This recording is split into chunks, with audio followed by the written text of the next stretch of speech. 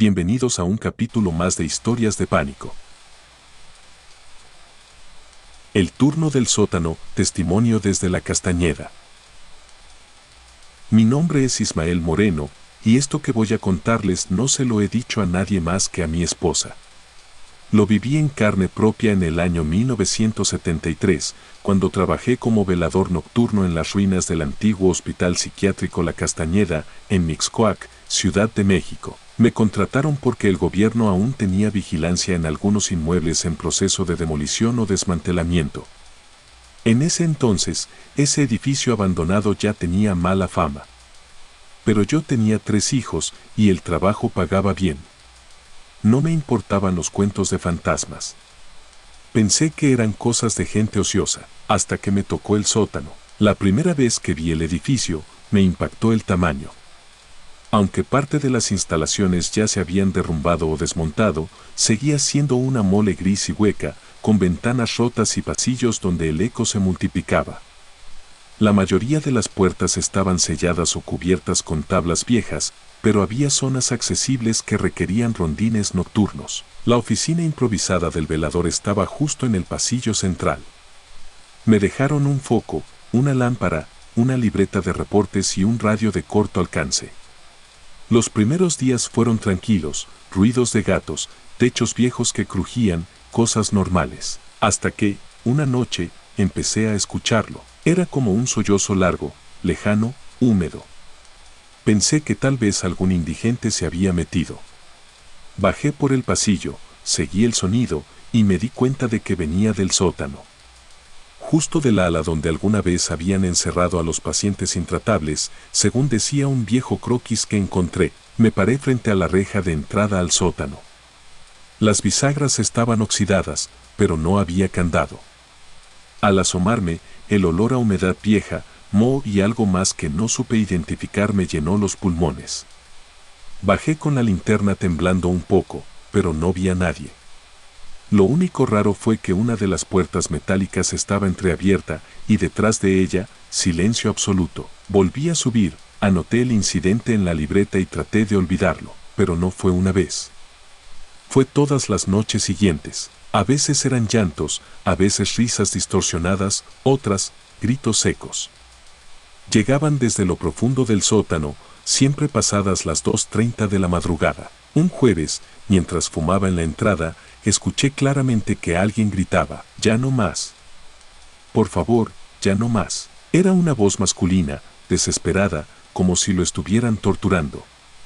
Bajé sin pensarlo. Lo que vi esa noche me marcó. Al llegar al segundo tramo de escaleras, vi algo moviéndose en el suelo. Era una figura humana, desnuda, pálida y extremadamente delgada, que se arrastraba por el pasillo. Sus huesos sobresalían como si no tuviera carne. Su cabeza iba baja, el cabello enmarañado le cubría la cara. Lo apunté con la linterna, y cuando el rayo de luz lo tocó, desapareció. No corrió. No se desvaneció lentamente. Simplemente ya no estaba. Solo quedaba el eco húmedo de sus movimientos. Subí como pude y me encerré en la oficina.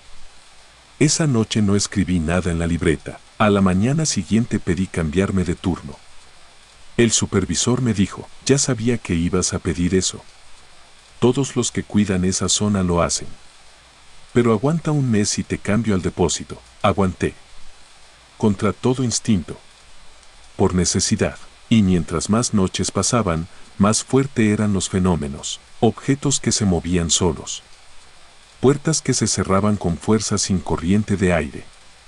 Frases escritas en las paredes que antes no estaban allí.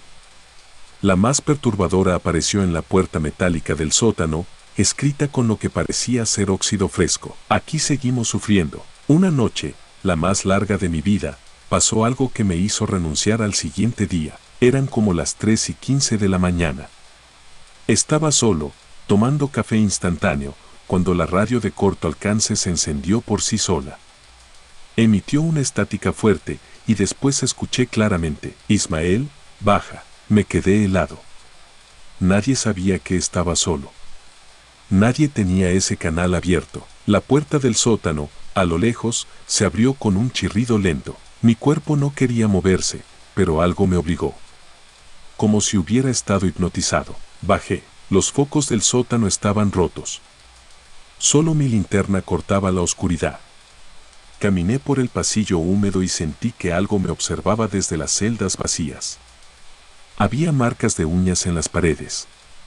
Y algunas puertas seguían rayadas como si alguien las hubiera golpeado con los puños durante horas. Vi movimiento en el fondo del pasillo. Una figura de espaldas, desnuda, encorvada, temblando. Me acerqué y vi que murmuraba: «Ya no más, por favor, ya no más». Le apunté con la linterna y se giró lentamente. No tenía ojos, solo cavidades negras. Pero me vio. Lo supe. Porque sonrió. Una sonrisa tan torcida y desfigurada que parecía que le cortaba la cara en dos. Retrocedí. Tropecé. Caí al suelo. La figura se arrastró hacia mí y escuché otras voces viniendo de los cuartos, risas, llantos, gritos. Decenas de voces superpuestas. Corrí. No miré atrás. Solo subí, cerré la puerta del sótano con un tubo oxidado y me encerré. Al amanecer, sin esperar al supervisor, dejé las llaves sobre la mesa y me fui. No cobré el último pago. Nunca volví a poner un pie en esa zona. Con los años, la Castañeda fue demolida por completo. Pero las personas que vivían cerca decían que seguían escuchándose los gritos por las noches. Incluso hubo reportes de niños del barrio que decían ver gente desnuda y triste caminando cerca de donde estuvo el sótano. Yo no sé qué fue lo que vi. Pero no era humano. No era una alucinación. Era algo que había quedado atrapado en ese lugar. Algo que sigue pidiendo ayuda, pero que no quiere salir, quiere arrastrarte con él. Y si algún día escuchas una voz en un edificio abandonado que te dice tu nombre y te llama a bajar, no vayas. Jamás vayas. No me encerraron, me enterraron. Relato desde el Hospital Mental Central de Caracas. Mi nombre es Mariana Rivas. En el año 2003 tenía 29 años y trabajaba como psicóloga clínica en el Hospital Mental Central de Caracas, Venezuela. Me asignaron el turno de noche por 2 meses para cubrir la baja de una compañera. Acepté sin dudarlo. Estaba en esa etapa donde una cree que puede con todo, pero nadie me advirtió lo que pasaba en el pabellón 7. Nadie me dijo que algunas puertas guardan más que personas. Mi jornada comenzaba a las 7 de la noche.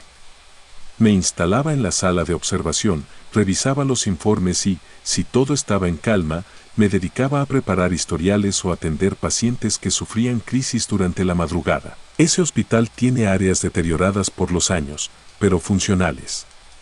Sin embargo, el pabellón 7 era distinto.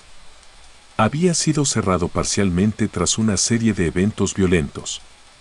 Muchos pacientes agresivos estuvieron allí en los años 90, y aunque ahora solo quedaban 2 habitaciones en uso, el resto permanecía bloqueado por cintas, candados y cadenas oxidadas. El ambiente allí no era normal.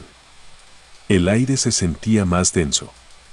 Algunos enfermeros se santiguaban al pasar frente al pasillo del fondo, y siempre decían lo mismo: si ves a alguien en bata blanca y descalzo caminando por ahí, no lo sigas. Pensé que era una broma de bienvenida. Todo ocurrió un miércoles en la madrugada. Llevaba ya casi un mes de turno nocturno, y esa noche estaba más tranquila que de costumbre.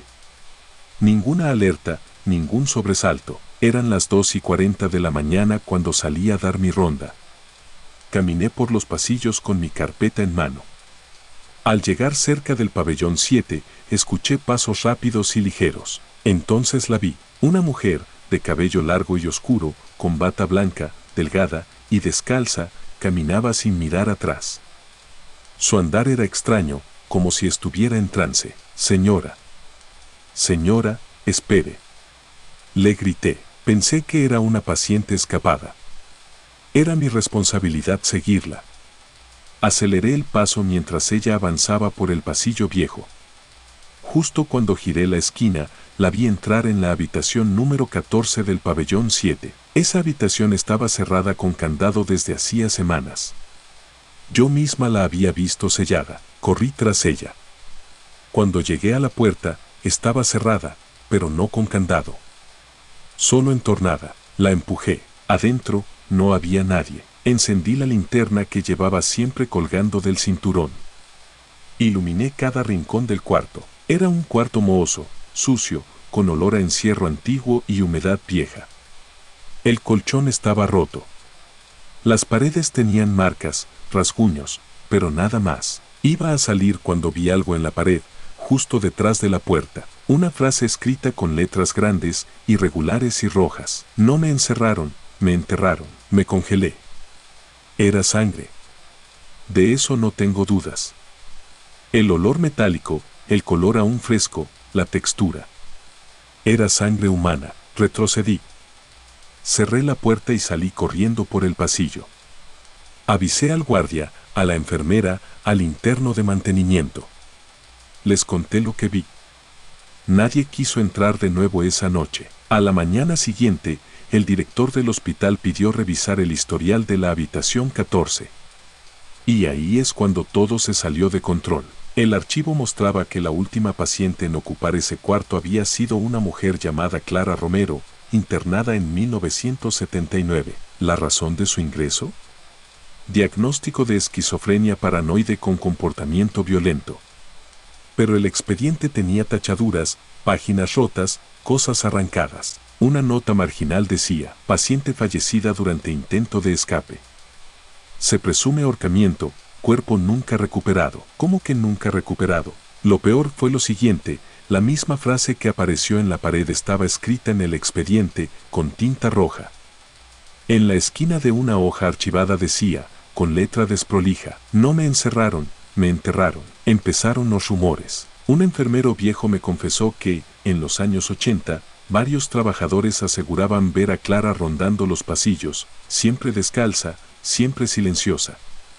Y que en varias ocasiones los pacientes decían escucharla llorar desde la habitación 14, aunque llevaba años cerrada. Otros hablaban de voces que se oían desde dentro, de sombras que cruzaban el pasillo cuando todos dormían. Decidí investigar por mi cuenta. No podía sacarme esa visión de la cabeza, la mujer caminando descalza, su espalda delgada, su silencio. Durante las noches siguientes dejé una cámara fija apuntando al pasillo del pabellón 7. La cámara tenía infrarrojo. No le dije a nadie, y en la madrugada del sábado, la grabación captó algo. A las 2:37 de la mañana, la cámara mostró claramente una figura femenina, descalza, caminando por el pasillo. Pasó frente al lente sin detenerse. No había sonido, pero la imagen era nítida. Frené el video, retrocedí cuadro por cuadro. No tenía rostro. Solo una mancha negra donde debían estar los ojos y la boca.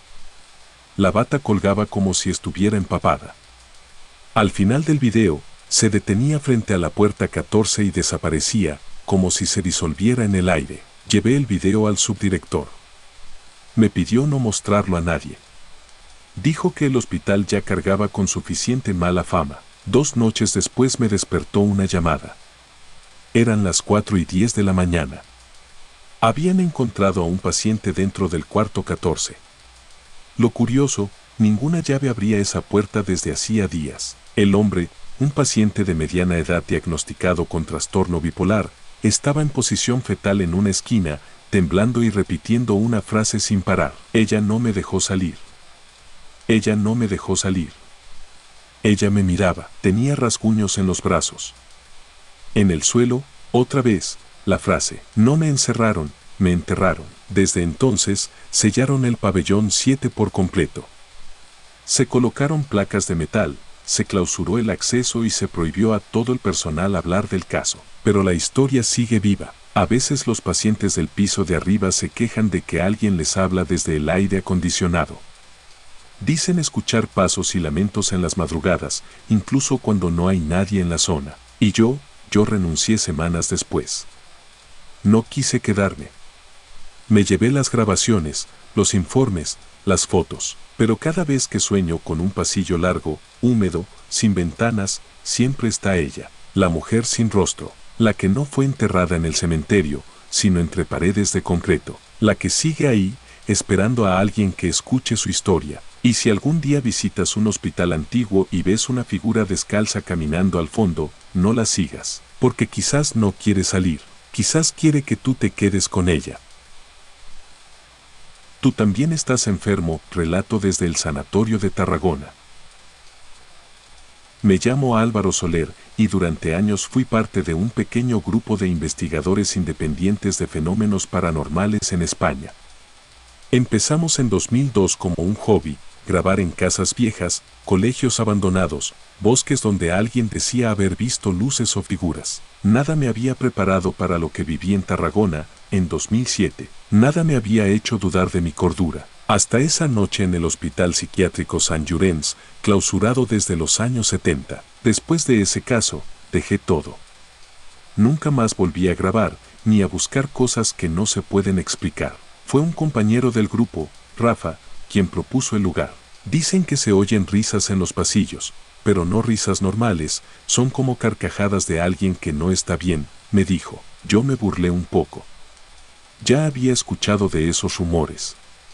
Que el hospital cerró tras denuncias de negligencia, que murieron pacientes sin identificación, que nadie reclamó sus cuerpos. Historias típicas de sitios abandonados, pero había algo en como lo dijo Rafa, algo que lo puso nervioso. Así que acepté. Fuimos un viernes por la noche. Éramos 4, Rafa, Lorena, Sergio y yo. Llevábamos cámaras de visión nocturna, micrófonos direccionales, linternas, grabadoras de audio y un par de valquies. Todo era estándar en nuestras salidas. La estructura del hospital era imponente incluso de noche. 2 plantas enormes, con pabellones largos, ventanas rotas y grafitis cubriendo las paredes. En el aire se sentía esa humedad vieja, mezclada con polvo, ratas y abandono. Pero eso no fue lo que me inquietó. Fue que, apenas cruzamos la reja oxidada, empecé a escuchar risas, muy bajito, como de alguien conteniéndose al otro lado de un muro. Miré a los demás. Nadie reaccionó. Decidí no decir nada. Nos separamos en parejas. Sergio y Lorena subieron al segundo piso. Rafa y yo nos quedamos en la planta baja. Grabábamos mientras explorábamos, comentando lo que veíamos. La sala de terapia estaba destrozada. Camillas volcadas, restos de sillas de ruedas oxidadas, fichas médicas arrancadas por la humedad. Parecía que todo se había detenido de golpe. Rafa se detuvo frente a una puerta medio abierta. Este era el pabellón de aislamiento, me dijo. Aquí encerraban a los pacientes más violentos. Yo lo grababa mientras hablaba. En ese momento, se escuchó algo muy claro por el micrófono. Una risa fuerte, ronca, justo detrás de nosotros. Nos volteamos al mismo tiempo. No había nadie. Ni ecos.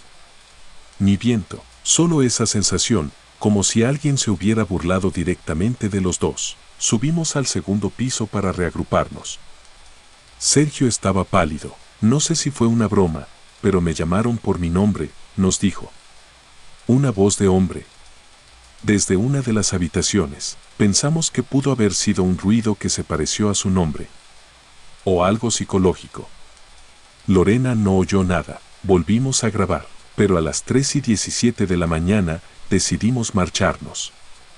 Rafa dijo que el ambiente estaba muy cargado, que no era prudente quedarse más. Al día siguiente, me ofrecía revisar el material grabado. Casi 5 horas de video y más de 2 de audio. Fue ahí cuando todo cambió. Revisaba las grabaciones en casa, con audífonos. Pasé la primera hora sin nada raro, solo ruidos de pasos, comentarios entre nosotros, el clásico zumbido ambiente. Pero en el minuto 1 hora 42 minutos y 36 segundos del audio, mientras caminábamos por el pasillo del pabellón de aislamiento, se escuchó algo, una voz, grave. Clara, decía, Álvaro, tú también estás enfermo. Sentí que me cortaban el estómago con una navaja. Era mi nombre, con mi pronunciación exacta. Y la frase no era algo casual. Repetí el audio. Lo pasé al revés. Lo aislé con software. La voz no era de nadie del grupo. Y el tono no tenía reverberación natural. No era eco. Era una voz en la grabación que no escuchamos en el momento. Temblando, avancé unos segundos más.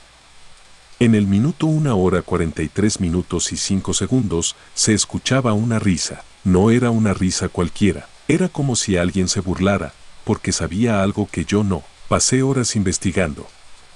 No podía dormir. No podía comer. Fue entonces que, por impulso, busqué archivos del Hospital Sant-Llorenç. No fue fácil.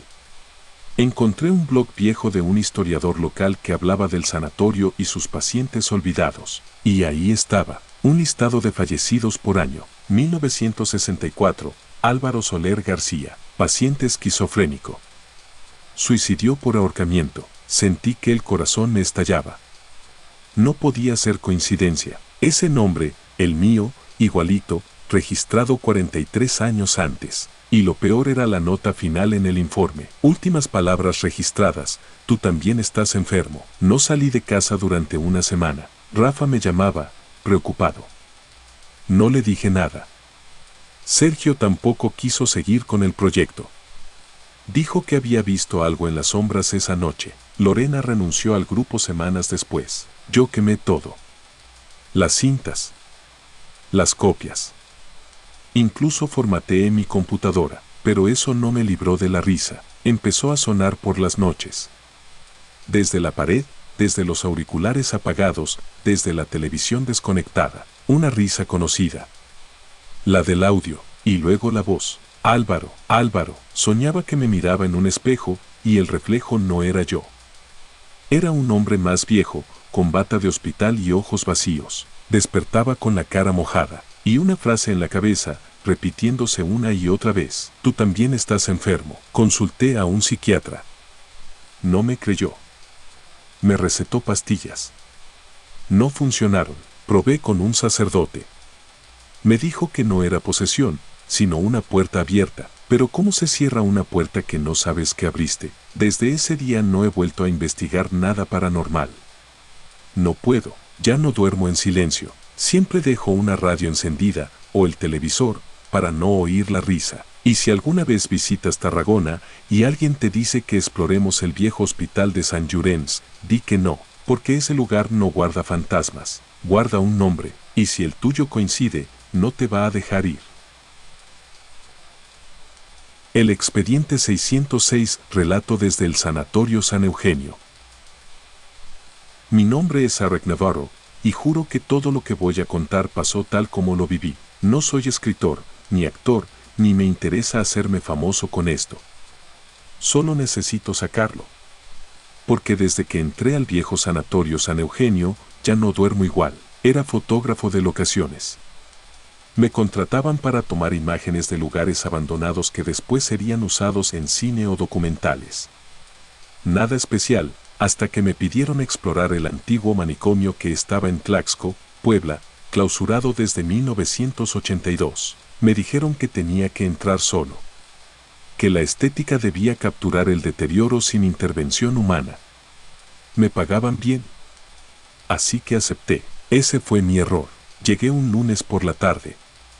El edificio era una estructura gris, antigua, con ventanas sin cristales y vegetación colándose por todos los rincones. A simple vista parecía una iglesia derrumbada, pero al entrar se notaba que ahí encerraron gente por años. Las puertas eran de metal pesado, los pasillos interminables. Había habitaciones sin número, algunas aún con camas oxidadas. Tomé más de 100 fotos en la primera hora. Todo iba bien, hasta que bajé al archivo central. Una sala con estantes metálicos, papeles húmedos, carpetas rotas y fichas clínicas regadas por el suelo. Encendí la linterna, encuadré, disparé, y entonces lo vi. Una carpeta entera, limpia, colocada perfectamente al centro de una mesa de metal. Estaba abierta, y en la portada decía, expediente número 606, Santiago P. Era raro que un solo archivo estuviera así. Lo abrí. Había fotografías de un joven de unos 30 años, con mirada ausente, el cráneo parcialmente rapado, marcas de ataduras en las muñecas. El diagnóstico era trastorno esquizoafectivo con episodios catatónicos agresivos. Y más abajo, en una nota tachada parcialmente, decía, paciente afirma ser observado por el otro. El otro es descrito como un hombre sin piel que lo imita en todo. Sentí un vacío en el pecho. Volví a dejar la carpeta, pero una de las hojas cayó al suelo. Era una hoja clínica, y en tinta negra, a mano, estaba escrito, no lo encierren con espejo. No quiere ver que también es él. Apagué la linterna por un momento para tomar una foto con flash. Y justo en ese instante, detrás de mí, escuché una respiración fuerte, no un sonido ambiente. Una respiración real. Húmeda. Cansada. Pesada. Me di vuelta de inmediato. No había nadie, pero la carpeta ya no estaba sobre la mesa. Busqué en el suelo. No había caído. No estaba por ningún lado, y entonces noté que una de las puertas que antes estaba sellada ahora estaba entreabierta. Eran ya las 6:40 de la tarde, y la luz natural se estaba yendo. En el pasillo principal volví a escuchar pasos. No eran los míos. Decidí no seguir explorando. Me dirigí hacia la salida. Pero el pasillo que llevaba a la entrada principal estaba cerrado por completo con cadenas oxidadas que antes no estaban ahí. Volví sobre mis pasos. Quise usar mi teléfono. Sin señal. Sin batería. Fue entonces que empecé a ver las marcas. En las paredes, con lo que parecía carbón o pintura vieja, había figuras humanas dibujadas una y otra vez, todas con la misma silueta, una persona sin rostro, con los brazos extendidos y sin piel. Pasé por la antigua sala de terapia grupal. Había sillas rotas. Un espejo grande al fondo, y ahí, frente al espejo, vi a alguien más. No era mi reflejo. Yo estaba parado a un lado del marco. Pero en el centro del cristal, una figura me observaba directamente, imitando mi postura, con la cabeza inclinada, pero con el rostro cubierto por una masa oscura. Estaba desnudo. Pero lo que más me paralizó fueron sus ojos. No eran ojos. Eran cavidades negras. Profundas. Como si dentro de él no hubiera nada. Volví a ver hacia el cuarto. Nadie. Miré al espejo de nuevo. Seguía ahí. Ahora sonreía. Corrí por el pasillo lateral. Una a una, las puertas empezaron a cerrarse con golpes secos. Como si alguien las azotara detrás de mí, y de pronto, desde los altavoces viejos colgados del techo, comenzó a sonar una grabación distorsionada, como de una entrevista médica. Una voz masculina preguntaba, ¿quién es el otro, Santiago? Y otra voz, débil, contestaba, yo también soy él. Pero él quiere salir. Las bocinas se apagaron de golpe. Volví al archivo. La carpeta 606 estaba de nuevo sobre la mesa, pero ahora con la última página escrita completamente con la misma frase. Ya salió, ya salió, ya salió. Y abajo, un nombre escrito con sangre seca. Eric Navarro. Mi nombre. Lo dejé todo. La cámara, la mochila. Salí por una de las ventanas traseras que logré romper con una tabla. No me detuve hasta que estuve fuera del perímetro del sanatorio. Días después, regresé con un equipo de rescate y seguridad. Dijeron que no había señales de que alguien hubiera estado ahí recientemente. Que no había carpeta alguna. Que el acceso principal nunca tuvo cadenas. Me entregaron la cámara, que encontraron tirada en el suelo. Las fotos estaban intactas, menos las del archivo. Ahí, en todas esas imágenes, aparecía la figura negra parada detrás de mí, viéndome a través del espejo o entre las sombras, aunque yo estuve completamente solo. Desde ese día, me cubro todos los espejos cuando duermo. No por superstición, sino porque en una ocasión, mientras me lavaba los dientes, lo volví a ver, y me imitaba. Cada movimiento, hasta que sonrió, y se adelantó a mis movimientos, y entonces supe que ya no me estaba copiando. Me estaba guiando, como si el verdadero Eric ya estuviera dentro del sanatorio, y el que camina afuera es solo el otro. La celda número 8, testimonio desde el Hospital Mental de Lima 1995.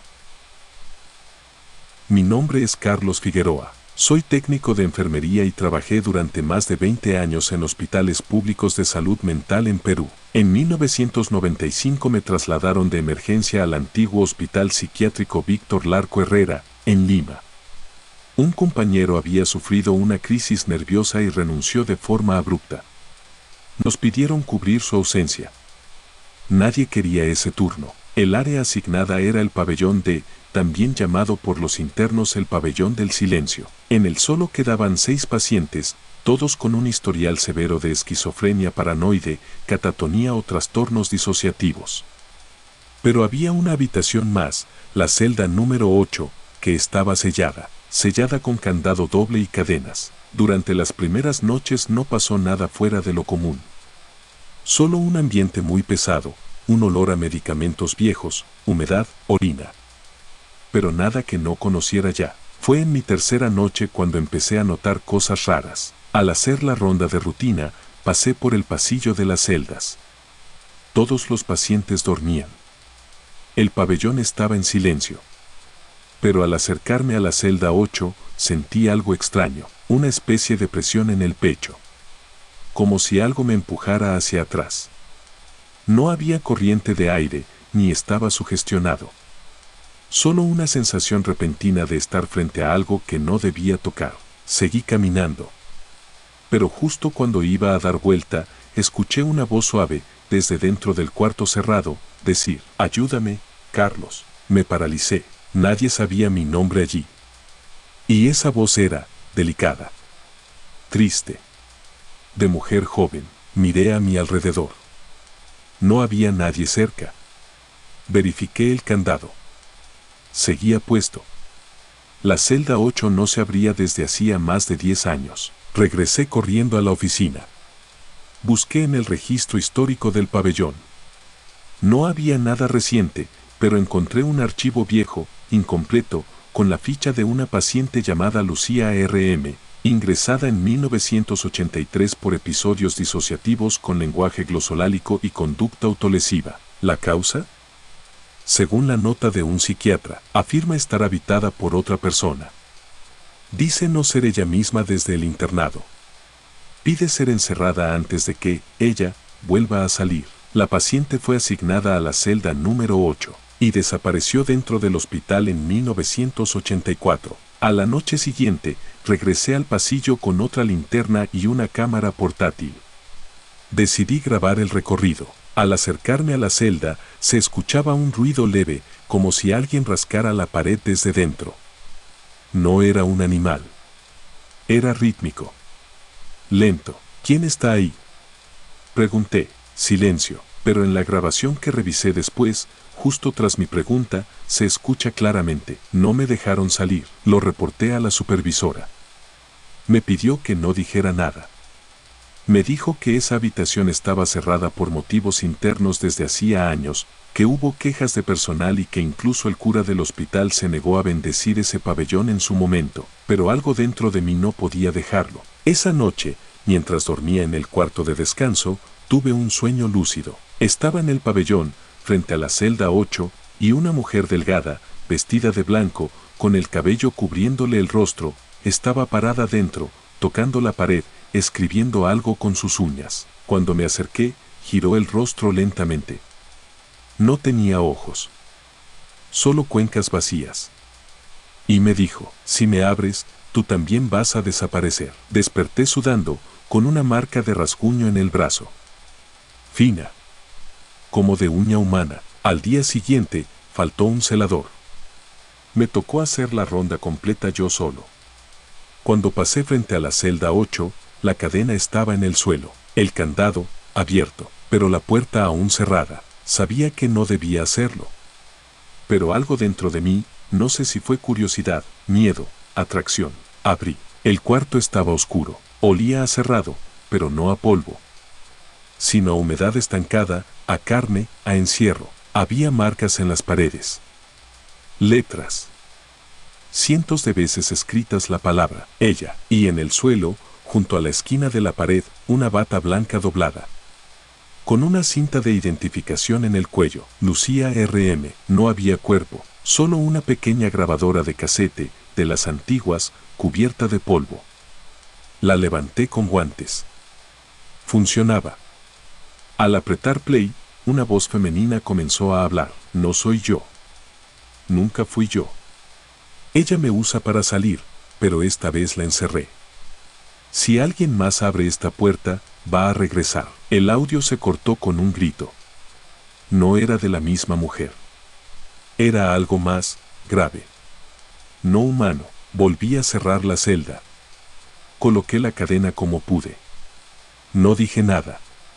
Pero en la grabación de vigilancia, que revisaron por un tema administrativo, notaron una sombra que se arrastraba por el techo del pabellón esa noche. Desde ese día, comenzaron las crisis entre los otros pacientes. Uno intentó arrancarse los ojos, otro repetía el nombre Lucía sin parar, y uno más decía, ya salió.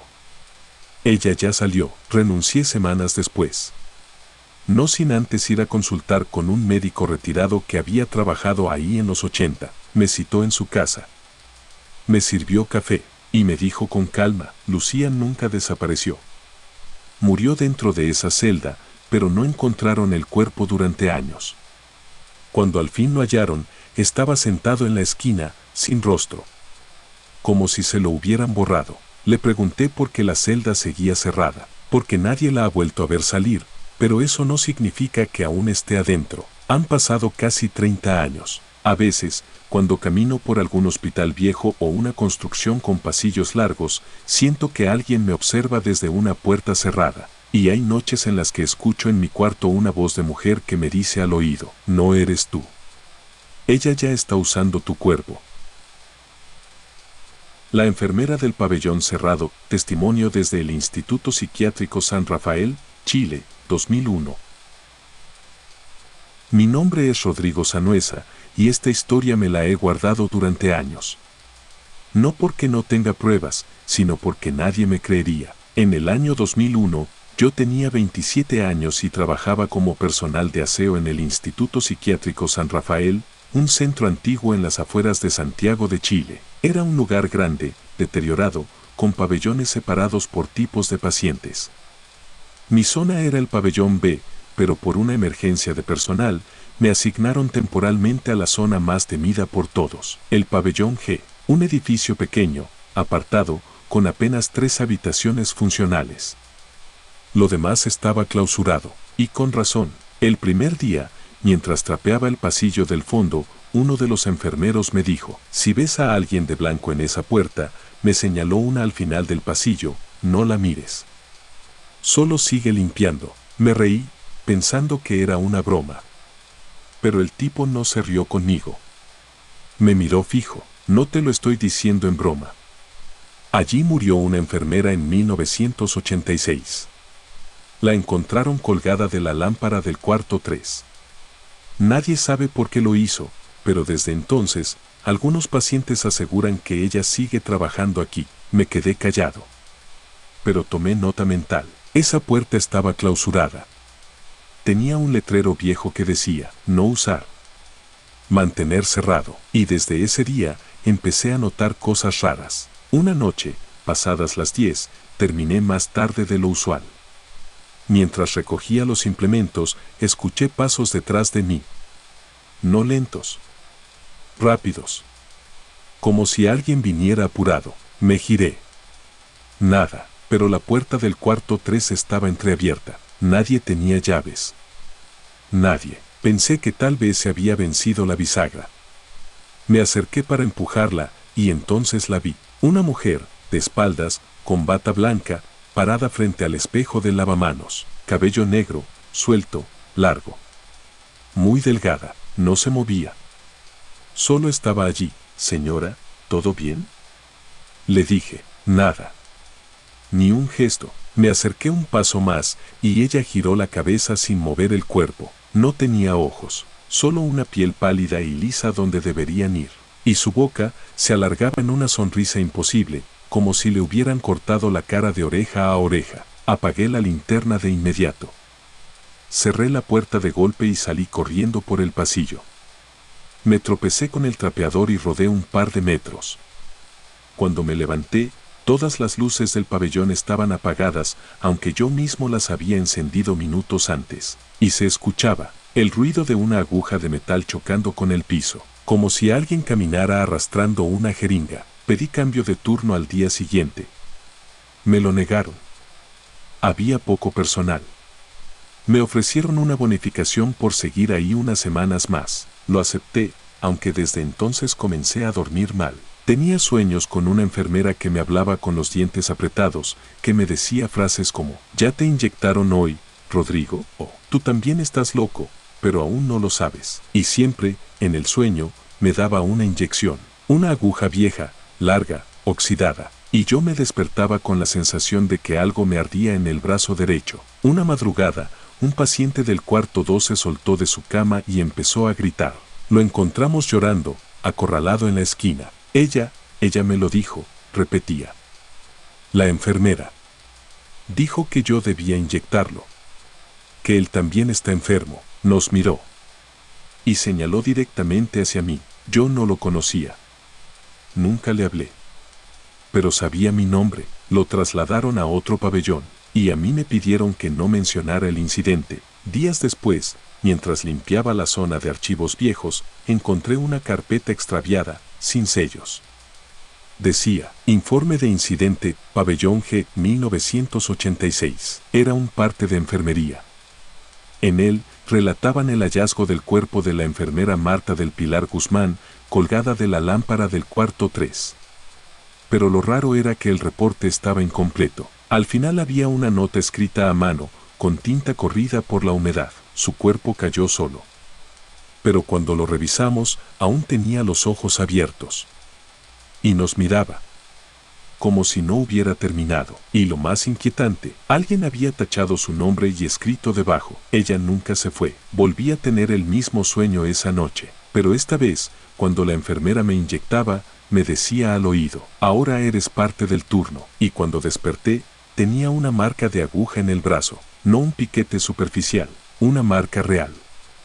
Como si me hubieran aplicado una inyección mientras dormía. Fui al hospital general.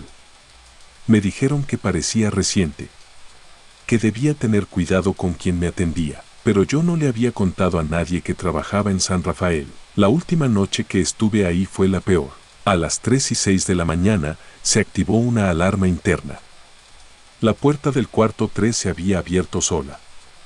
Lo mostraban las cámaras. El sistema de seguridad mostró claramente cómo la puerta giraba lentamente, aunque no había nadie frente a ella. Cuando llegamos a verificar, el cuarto estaba vacío, pero el espejo tenía algo escrito con sangre o algo similar. Uno más al turno. Él ya no saldrá. Y debajo, mi nombre completo, Rodrigo Sanhueza. Renuncié al día siguiente. Quemé mi uniforme. No volví a pisar ningún hospital desde entonces. Pero cada vez que paso frente a una clínica o centro psiquiátrico, veo una figura blanca parada junto a la ventana. Y siento en el cuello esa voz que nunca se va. ¿Ya te inyectaron hoy, Rodrigo? El paciente de la cama 11, testimonio desde el Hospital de Salud Mental de Mendoza, Argentina 1998. Mi nombre es Matías Duarte, y por más que intento borrarlo de mi memoria, el rostro de ese paciente sigue apareciéndose en mis sueños. Esto ocurrió en el año 1998, cuando realicé mis prácticas profesionales como psicólogo clínico en el Hospital de Salud Mental de Mendoza, Argentina. Era joven, recién egresado, lleno de ideales y sin miedo a nada, hasta que conocí al hombre que nunca fue dado de alta, pero que tampoco constaba en el registro de ingresos. Un hombre que hablaba con los ojos cerrados y que sabía cosas de mí que yo mismo había olvidado. Ese invierno fue particularmente crudo. Las ventanas del hospital no sellaban bien, el viento entraba por todos lados. Yo estaba asignado al pabellón 2B, conocido por tener pacientes con delirios místicos, conductas rituales y brotes psicóticos agudos. Mi primer día, el doctor a cargo me dio una carpeta con los nombres de los pacientes activos y me pidió que hiciera observación directa, sin intervenir. Al llegar al salón principal, pasé por todas las camas tomando notas, hasta que llegué a la cama 11. Ahí, sentado en posición fetal, con el torso descubierto a pesar del frío, estaba un hombre de unos 50 años. Delgado. Cabello largo y canoso. Tenía los ojos cerrados y murmuraba cosas ininteligibles. Pero lo más inquietante era su postura, como si estuviera esperando algo. O a alguien. Busqué su nombre en la lista. No figuraba. Pregunté a la enfermera de guardia. ¿Quién es el de la cama 11? Ella frunció el ceño. ¿Cuál cama 11? La del fondo, el hombre delgado. Cabello largo. No tiene manta. Esa cama está vacía, doctor. Me reí, pensando que me estaba tomando el pelo. Acabo de verlo. Está ahí, murmurando. Ella se puso seria. La cama 11 está vacía desde hace meses. Nadie se acuesta ahí desde lo que pasó con el viejo. Le pedí que me explicara, pero se negó. Solo me dijo que no lo mirara mucho rato, que era mejor dejarlo en paz. Esa noche revisé todos los registros. No había ningún paciente sin nombre. Nadie con esas características. Pero al revisar informes de años anteriores, encontré un reporte viejo, de 1991, sobre un paciente llamado Lisandro A., que fue internado por delirios de posesión demoníaca y episodios de disociación extrema. Fue hallado en su casa rodeado de círculos con símbolos, hablando en idiomas desconocidos, con heridas autoinfligidas. El último informe decía, niega su identidad. Afirma ser un canal. Dice que la voz en su cabeza le ordena quedarse en el lugar exacto donde está hasta que llegue el nuevo punto. Lo más extraño, ese paciente desapareció sin dejar rastro el 15 de junio de 1991. El número de su cama era 11. Al día siguiente, volví al pabellón. Él seguía ahí, misma posición, mismo murmullo. Le tomé una foto con mi cámara de bolsillo, para mostrársela a los demás. Nadie me creyó. Pero cuando revelé la foto, la cama aparecía vacía, solo el colchón. La manta doblada. Nadie allí. Decidí quedarme más allá del horario. Quería saber si alguien más lo veía. A las 2:12 de la madrugada, mientras revisaba unas notas en la sala de médicos, escuché un sonido. Algo golpeaba suavemente el vidrio de la ventana del pasillo. Me levanté. Al otro lado del cristal estaba él, el paciente de la cama 11, con los ojos abiertos por primera vez, y me dijo, sin mover los labios, ya llegaste. Vos sos el nuevo. Al regresar al pabellón, todos los pacientes estaban dormidos. Excepto uno, un hombre con esquizofrenia crónica, sin habla desde hacía meses, me miró fijamente y dijo con voz aguda, Lisandro volvió. Te está esperando en la cama. Casi dejo caer las carpetas. ¿Qué dijiste? Pero ya estaba en silencio otra vez. Me fui. No dormí en toda la noche. Al día siguiente, la cama 11 apareció revuelta, como si alguien hubiera estado allí. Fui directo al director del hospital. Le conté todo. Me observó sin expresión. No sos el primero que lo ve, Duarte. Tampoco vas a ser el último. Ese paciente existió, pero nunca se fue. Le pedí que me dejara salir del pabellón. Me dijo que no podía. La regla es clara. Si lo viste, te toca quedarte con él hasta que él lo decida. Las noches siguientes, empezó a hablarme en sueños. Su voz era distinta. No de este mundo. Me decía cosas sobre mi infancia, cosas que jamás conté. Me recordaba el olor del cuarto donde murió mi abuela, la camisa exacta que llevaba cuando vi morir a mi tío en un accidente, y luego me repetía, ahora sabes por qué volviste, no sos psicólogo. Sos mi reemplazo. Un viernes, la cama apareció vacía por completo. Pensé que todo había terminado, pero un paciente gritó desde el fondo, está detrás de usted, doctor. Y cuando me giré, la cama 12 empezó a temblar sola, como si alguien se hubiera lanzado sobre ella. Los focos titilaron. La enfermera se desmayó, y en una de las paredes, con letras torcidas, alguien había escrito, ya se fue, el nuevo ya está sentado. Me enviaron a psiquiatría preventiva tras ese episodio. El hospital necesitaba control de daños. El informe dijo, estrés agudo por sobrecarga laboral. Renuncié. Dejé la ciudad, pero desde entonces, cada 15 de junio, sueño con el pasillo del pabellón 2B, y con una voz que me repite, vos también sos canal, ahora te toca a vos sentarte en la cama. El grito del consultorio 5. Mi nombre es Jonathan Ramírez, y soy psiquiatra. Llevo años en la práctica, y aunque he tratado todo tipo de casos extremos, solo una vez en mi vida sentí que el mal no estaba en la mente de un paciente, sino en el edificio mismo. Esto sucedió durante el año 2004, cuando acepté un reemplazo de 6 semanas en el Hospital Psiquiátrico de San Pablo, en las afueras de Pasto, Colombia. Un sitio viejo, con pabellones levantados desde los años 40, pasillos fríos y techos altos.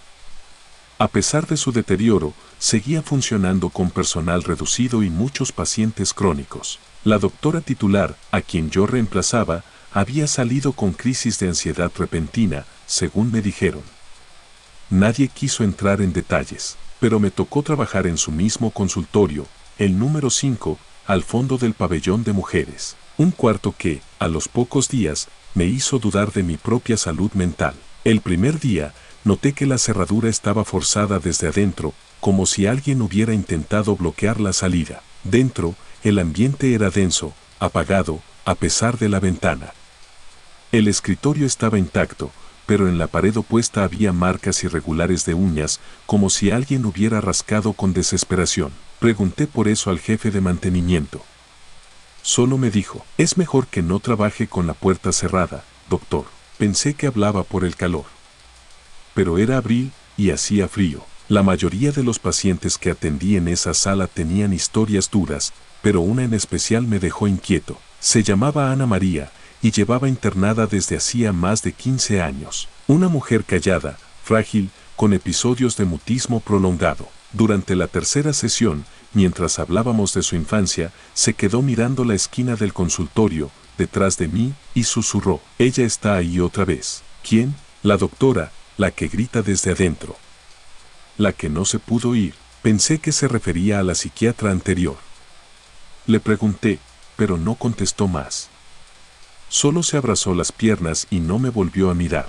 Esa noche, mientras revisaba los expedientes, encontré un archivo confidencial sin firmar. Decía incidente en consultorio 5, sin fecha. El contenido era breve, sin detalles, pero mencionaba que una paciente había atacado a una doctora en ese cuarto, en 1999, durante una consulta. Lo extraño era que no aparecían los nombres de ninguna de las dos. El informe solo decía, la agresora afirmó que la doctora no estaba viva. Dijo que era un espíritu encerrado que solo gritaba en las noches. Se suspendieron consultas en ese consultorio por 6 meses. Luego se reabrió sin aviso. A los pocos días, comenzaron los ruidos. Cada vez que terminaba la jornada y salía del consultorio 5, escuchaba algo raspar el interior de la puerta después de cerrarla. Pensé que era el sonido del seguro. Pero una noche, a las 9:40, ya sin pacientes, me quedé haciendo anotaciones y escuché un golpe seco dentro del closet de archivo. Me levanté y abrí la puerta. Dentro no había nada, solo carpetas y polvo. Pero en el reverso de la puerta, alguien había escrito con lápiz rojo. ¿Por qué me dejaste aquí? Llamé al personal de limpieza. Me dijeron que eso ya lo habían borrado varias veces. La noche del 18 de abril cambió todo. Llegué temprano al turno y encontré la sala con un olor extraño. No a suciedad. Era un olor agrio, penetrante, como a metal viejo. La lámpara de escritorio no encendía, aunque había funcionado el día anterior. Al buscar en el cajón, encontré una grabadora antigua, de casete. No era mía. Nadie del personal dijo haberla visto antes. La prendí por curiosidad. El audio comenzó con estática. Después, se oía una mujer llorando suavemente, y una voz ronca, más grave, decía, no abras, no la escuches. Si contestas, entra. Si preguntas, se queda. Y luego, un grito tan desgarrador que sentí que el pecho me vibraba. Como si alguien lo hubiera grabado mientras la mataban. Apagué el aparato de golpe. Esa misma tarde, una paciente con esquizofrenia severa entró corriendo al consultorio sin que la llamaran. Me miró fijo y dijo, usted no es nuevo. Ella ya lo eligió. Me quedé en silencio. La paciente comenzó a reír con los ojos bien abiertos, mientras señalaba el techo. La doctora ya no grita. Ahora escucha desde adentro. La sacaron entre 2 enfermeros. Esa noche, me quedé solo en la oficina administrativa, revisando los informes. A las 2:13 de la mañana, escuché un grito desgarrador desde el pabellón de mujeres. Corrí al pabellón. Las pacientes dormían. Ninguna se había levantado, pero la luz del consultorio 5 estaba encendida y yo había dejado todo apagado. Me acerqué con la linterna. La puerta estaba entreabierta. Al empujarla, el olor volvió, más fuerte, y en la pared frente al escritorio, había algo nuevo, una mancha negra con forma de cuerpo colgando. Como si alguien hubiera estado suspendido allí durante horas. Y debajo, en letras grandes, con tiza, el que se sienta en su silla, no se va. No volví al hospital. Al día siguiente presenté la renuncia. La última vez que pasé por ese pabellón, un celador me hizo una seña. Me llamó aparte. La doctora que atendía antes que usted se suicidó en ese cuarto. Dijeron que no fue cierto. Pero yo vi los pies colgando, lo cubrieron. Y desde entonces, a todos los nuevos los sientan en su silla. Le pregunté si alguien había durado más de 6 semanas. Me dijo que no, nadie. Jamás. Hoy, cada vez que alguien me pregunta por qué dejé de ejercer, no sé cómo responder sin parecer loco, pero tengo pesadillas. Siempre estoy sentado frente a un escritorio, en un cuarto oscuro, y una voz detrás de mí me dice al oído, ahora vos gritas por mí. Muchas gracias, te invito a suscribirte y darle like si quieres más historias.